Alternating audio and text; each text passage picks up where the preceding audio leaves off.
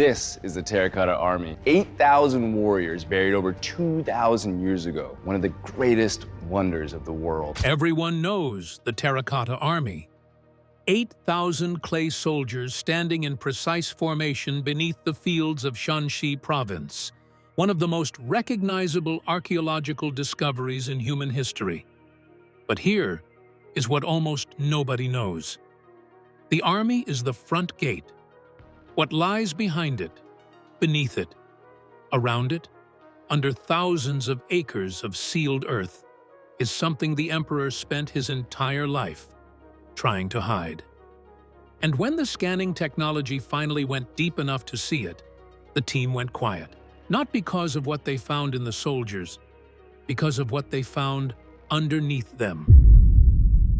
The scale nobody talks about. The mausoleum of Qin Shi Huang, China's first emperor, is not a tomb in any conventional sense. It is a city, an underground civilization covering an estimated 98 square kilometers of protected land, most of which has never been opened, never been excavated, and, until recently, never been mapped in any meaningful way. The clay warriors everyone photographs are located in 3 pits to the northeast of the central burial mound. They represent a fraction of what's down there. Between the known pits lie miles of open space that researchers have spent decades trying to understand. Clay stables, bronze chariots with wheels still structurally intact after more than 2,000 years, figures of acrobats, musicians, and court officials, waterfowl cast in bronze, arranged along what appears to be an artificial river system. The prevailing interpretation among historians is that Qin Shi Huang wasn't simply building a tomb.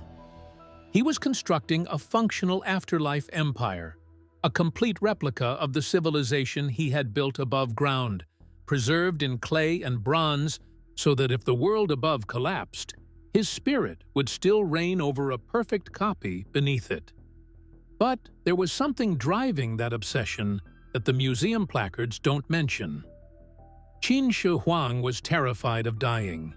He spent the final decade of his reign in an increasingly desperate search for physical immortality, dispatching fleets of ships carrying hundreds of young men and women to find in mythical islands where an immortality elixir supposedly existed. Those ships never returned. Some historians believe the emperor eventually concluded that if he couldn't live forever above ground, he would engineer a resurrection beneath it. Every statue, every painted ceiling mapped with constellations, every river of liquid mercury flowing around a miniature palace. These were not decorations. They were components of a machine designed to guide his soul back into the living world. That context is the key to everything the scanners eventually found. Because a man building a resurrection machine would need more than clay soldiers. He would need real ones. The man with the machines. Albert Lin did not approach this site the way a conventional archaeologist would. He arrived with the kind of technology typically used to map conflict zones and search for unexploded ordnance in former war theaters, ground-penetrating radar, aerial LiDAR systems, drone-mounted multispectral cameras. His background is in exploration science, and his work has taken him to some of the most restricted and inaccessible sites on the planet. Getting permission to use that technology here was almost unprecedented. For decades, Chinese authorities maintained extraordinarily tight control over the mausoleum complex. Drone flights were prohibited. Every scanning proposal required approvals at the highest levels of government. Even archaeologists who had worked on the site for years often operated without access to the full picture of what lay beneath them. Lin got the clearance. He became the first foreign researcher to fly drone-mounted scanning equipment directly over the emperor's burial mound. From the moment his team assembled their equipment inside the pits, the weight of surveillance was immediate. Officers in uniform monitored every movement. Computers were inspected. Every drone flight required fresh authorization. Every scan was observed over someone's shoulder. The air inside those pits, Lin later said, felt like a place that wasn't designed for living people. Very few individuals had ever stood in those specific spaces. Fewer still had been permitted to look at them with instruments capable of seeing past the surface. He moved through chambers that had been sealed for more than 2 millennia. The bronze weapons were still sharp. The paint on some figures, where it had survived, showed traces of the original vivid color. Crimson lacquer, green pigment, ochre skin tones that would have made the army look shockingly lifelike when it was first assembled. The carriages, the horses, the ranked formations of soldiers, every pit revealed a new layer of complexity. But Lin was not there to admire the craftsmanship. He was there to find what the human eye couldn't reach. What the radar found. The technology Lin's team deployed is called ground-penetrating radar. It works by sending electromagnetic pulses into the soil, which bounce back when they encounter changes in density. Walls, voids, compacted material, organic remains. The returns are assembled into cross-sectional maps that reveal underground structure without disturbing the surface. When those maps started appearing on the screens, the team stopped talking. Walls that didn't appear on any existing plan of the complex. Vertical shafts dropping more than 100 feet into the earth. Dense clusters of small, unidentified objects grouped in patterns too organized to be random. An entire architectural logic beneath the pits that nobody had documented because nobody had been able to see it. One theory holds that the clustered objects are personal possessions, everyday items belonging to the emperor, reproduced in imperishable stone so they would survive the millennia. Another theory is considerably darker. The radar signatures in certain zones don't look like objects at all. They look like the compressed, disordered remains of people. Not clay people, real ones. The aerial LiDAR scans, which use laser pulses to map terrain through vegetation and topsoil, revealed the true scale of what lay beneath the pits everyone already knew about. A vast web of buried structures, collapsed rooms, sections of earth that showed evidence of intense historical heat, suggesting large-scale fires at some point during or after the construction period, and then repeated across multiple locations beneath the feet of the clay soldiers. Irregular, disturbed zones in the soil that matched the profile of what excavation specialists call mass graves. The earth in those areas was damaged, scarred. There were fractures in the subsurface geology consistent with violent force applied rapidly. And there were shapes in the radar return that corresponded to human remains scattered across a wide area. Lin looked at that data and didn't say anything for a long time. He knew what he was looking at. The people who built their own grave. The historical record states that approximately 700,000 workers were conscripted to build the mausoleum complex over the nearly 4 decades of Qin Shi Huang's construction project, which began almost immediately after he took the throne at age 13 in 247 BCE. That number comes from Sima Qian, the Han Dynasty historian who compiled the Shiji, the records of the Grand Historian, around a century after the emperor's death in 210 BCE. Sima Qian was not present for the construction, but he worked from earlier records and accounts that have since been partially corroborated by physical evidence.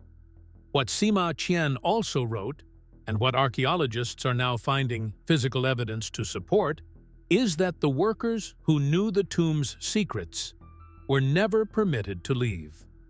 When the outer passageways were sealed, the craftsmen who had built the internal chambers were reportedly shut inside them. The radar scans show what that looked like in practice.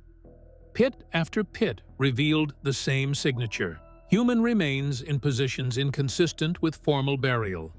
Skeletons with cranial fractures produced by sharp, forceful impact. Ceiling structures that showed evidence of deliberate collapse, not settling or seismic activity, but controlled demolition designed to bring the roof down on the space below. Tools lying beside the bodies of the people who had been using them, dropped where they fell. These workers were not given funerals. They were not honored. They were sealed in, and when the ceiling wasn't fast enough, the ceilings were brought down on them. Then there are the iron collars.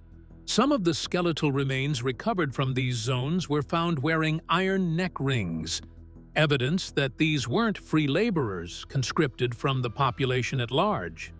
They were prisoners, convicted criminals, captured enemies. People who had run afoul of a legal system that listed hundreds of offenses punishable by forced labor on imperial projects.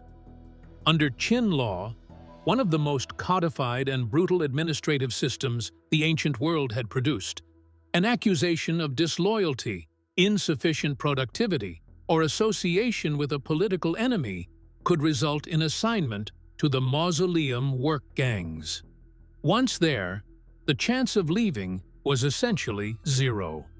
The theory that some historians have advanced is that the emperor used the tomb construction as a disposal mechanism. People he considered dangerous, political rivals, their families, intellectuals who had expressed skepticism about his rule, were assigned to the workforce and simply never returned. The scale of the labor demand gave him plausible cover. Workers died on dangerous projects all the time. Nobody asked too many questions. The radar signatures suggest it happened in numbers large enough to constitute one of the most extensive mass burial events in the ancient world. And then there's what the imaging found in the soil itself. In one narrow passageway leading toward the central burial mound, Lin's team used a specialized form of subsurface imaging that can detect fine disturbances in compacted earth. And they found footprints. Not fossilized, not preserved in the conventional sense. Soft impressions in the hardened silt left by people running, stumbling, or being dragged across the floor of an underground corridor. The dirt had held the memory of their last movements for more than 2,000 years. The direction those footprints were moving suggested people trying to reach the exit. They didn't make it. The prints in the dark.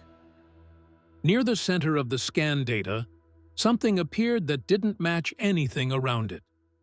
A single isolated void, older than the surrounding structures, dug significantly deeper into the earth than the chambers adjacent to it. It wasn't oriented like a storage room or a ritual deposit. It was shaped like a cell, and inside it was one skeleton, laid out with more care than the mass graves above it, but alone, in a space far below where any worker would have been placed. The bones belonged to a young man, likely in his early 20s, and embedded deep in his skull was a bronze arrowhead. This was not a hunting accident. The angle and placement of the projectile point were consistent with a controlled, close-range execution. Ancient records from the Qin period, particularly the accounts compiled in the Shiji, document a political catastrophe that unfolded immediately after the emperor's death in 210 BCE. Qin Shi Huang died during one of his imperial tours, and the succession was manipulated by his chief eunuch Zhao Gao and the prime minister Li Si, who concealed the emperor's death long enough to forge a letter ordering the legitimate heir, Crown Prince Fusu, to commit suicide. They then installed the emperor's youngest and most controllable son, Hu Hai, as the second emperor, known to history as Qin Shi. What followed was a systematic purge of the imperial family. Hu Hai, guided by Zhao Gao, ordered the execution or forced suicide of at least 12 of his brothers and 10 of his sisters, eliminating every potential challenger to his claim. Some were killed publicly. And then there's what the imaging found in the soil itself. In one narrow passageway leading toward the central burial mound, Lin's team used a specialized form of subsurface imaging that can detect fine disturbances in compacted earth. And they found footprints, not fossilized, not preserved in the conventional sense. Soft impressions in the hardened silt left by people running, stumbling, or being dragged across the floor of an underground corridor. The dirt had held the memory of their last movements for more than 2,000 years. The direction those footprints were moving suggested people trying to reach the exit. They didn't make it. The prints in the dark. Near the center of the scan data, something appeared that didn't match anything around it. A single isolated void, older than the surrounding structures, dug significantly deeper into the earth than the chambers adjacent to it. It wasn't oriented like a storage room or a ritual deposit. It was shaped like a cell. And inside it was one skeleton, laid out with more care than the mass graves above it, but alone, in a space far below where any worker would have been placed. The bones belonged to a young man, likely in his early 20s, and embedded deep in his skull was a bronze arrowhead. This was not a hunting accident. The angle and placement of the projectile point were consistent with a controlled, close-range execution. Ancient records of the Qin period, particularly the accounts compiled in the Shiji, document a political catastrophe that unfolded immediately after the emperor's death in 210 BCE. Qin Shi Huang died during one of his imperial tours, and the succession was manipulated by his chief eunuch Zhao Gao and the prime minister Li Si, who concealed the emperor's death long enough to forge a letter ordering the legitimate heir, Crown Prince Fusu, to commit suicide. They then installed the emperor's youngest and most controllable son, Hu Hai, as the second emperor, known to history as Qin Shi. What followed was a systematic purge of the imperial family. Hu Hai, guided by Zhao, ordered the execution or forced suicide of at least 12 of his brothers and 10 of his sisters, eliminating every potential challenger to his claim. Some were killed publicly. Others simply disappeared from the historical record without explanation. The young man in the cell beneath the mausoleum fits this pattern that made the researchers go quiet when the details came together. His burial was careful enough to— The actual effect was to sever Chinese civilization from centuries of its own intellectual tradition. Some scholars estimate that the burning of the books destroyed a larger proportion of contemporary written knowledge than almost any comparable event in the ancient world. Interspersed among the administrative records were documents that appeared to be confessions, signed statements from workers and engineers. The offenses listed were not violent crimes.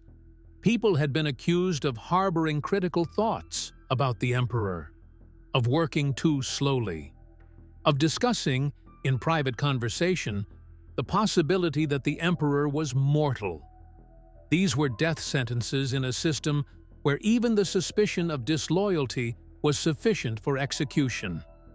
Every person working on that complex was being watched. Every word carried risk. The scrolls didn't just document the construction of a tomb, they documented the atmosphere that made the mass graves beneath it possible. The scholars who tried to speak truth about the emperor's cruelty were buried to silence them. In a final, dark irony, they were buried in the same place as everyone else, beneath the ground, underneath the clay army, sealed into the emperor's eternal city. The River of Poison. At the exact center of the mausoleum complex sits the one place that has never been opened.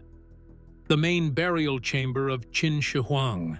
No archaeologist has entered it, no camera has filmed it, no scanner has penetrated its deepest levels. It sits beneath a burial mound roughly 76 meters high. What was once a pyramidal earthen structure, now eroded by 2,000 years of weather into a natural-looking hill.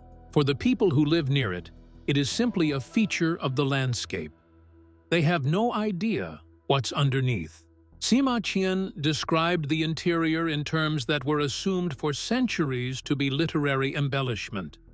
He wrote that the emperor ordered craftsmen to construct a scale model of his entire empire inside the burial vault. Mountains reproduced in bronze, rivers flowing in liquid mercury, the heavens painted on the ceiling with pearls standing in for stars, whale oil lamps burning to represent the eternal light of the sun and moon. Geochemical surveys of the soil above the burial mound have found mercury concentrations hundreds of times above natural background levels. The pattern of elevated readings corresponds closely to the rivers described in Sima Qian's account. The shape of the contamination matches the geography of the waterway system supposedly modeled inside. The rivers of mercury were not a legend. They are still there. Mercury at those concentrations presents specific risks that have driven the decision to keep the chamber sealed. Liquid mercury at room temperature releases mercury vapor continuously.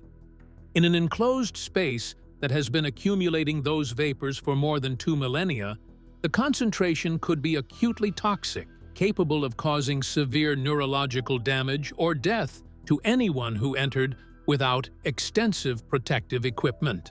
If the burial vault contains pressurized pockets of accumulated vapor, a rapid decompression could produce a violent release. There is also the problem that happened in miniature during the 1980s excavations. When archaeologists opened a smaller pit, the paint that had been sealed in a near-vacuum environment for 2,200 years met atmospheric oxygen and began curling off the clay surfaces within minutes. The color that had survived perfectly for 2 millennia was gone in under an hour. If the main chamber contains wooden architecture, silk hangings, organic pigments, or any of the perishable materials that Sima Qian described, and if the environment inside has preserved them, then opening the vault without technology capable of maintaining controlled conditions throughout the process would destroy those materials at the moment of discovery. Lin's scans of the central structure revealed a vast empty space approximately 3 stories high beneath the main palace floor. The dimensions match the chamber described in the ancient sources. What fills that space, or what once filled it, remains unknown. The emperor built every protection he could think of. Bronze crossbows on triggered mechanisms set to fire at any intruder who entered the passageways. Mercury barriers, collapsed tunnels, an army of 8,000 clay soldiers positioned to face east, toward the territories of the kingdoms he had conquered, as a statement that even in death, he was ready for war. None of those protections are why the tomb stays sealed today. It stays sealed because modern science hasn't yet developed the tools to open it safely. Because the mercury is real, and the fragility of what might be preserved inside is real, and the cost of being wrong would be the permanent destruction of the greatest archaeological site in human history.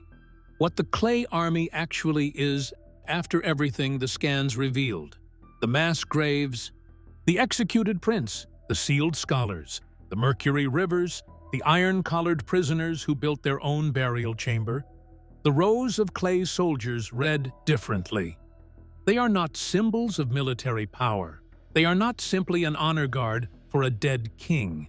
They are the visible surface of something much larger and much darker. Above ground, they are an artistic achievement that draws 6 million visitors a year. Beneath them is a graveyard that is not a graveyard for heroes. It is a burial site for everyone the emperor needed to silence: the workers who built it, the scholars who questioned it, the family members who might someday challenge the legacy it was meant to preserve. And at the center, sealed behind mercury rivers and mechanical traps, and 2,000 years of undisturbed earth, is the man who ordered all of it. Still waiting for the resurrection, he spent his entire life engineering. Still protected by the terracotta soldiers, whose faces were each individually sculpted, no two identical, by craftsmen who were then sealed inside the thing they built. The emperor unified China. He standardized its writing system, its currency, its measurements, and its roads. He built the first version of the Great Wall. He created the administrative framework that Chinese civilization would operate within for the next 2,000 years. He also buried hundreds of thousands of people to keep his secrets. The clay army is not a wonder. It is evidence. And the ground beneath it is still telling the story that Qin Shi Huang spent everything he had trying to prevent anyone from hearing. We have only begun to listen. What do you think is waiting inside that main chamber? Tell us in the comments below. And if this changed how you think about one of the world's most famous archaeological sites, subscribe, because what the scans haven't reached yet may be the most significant discovery still waiting.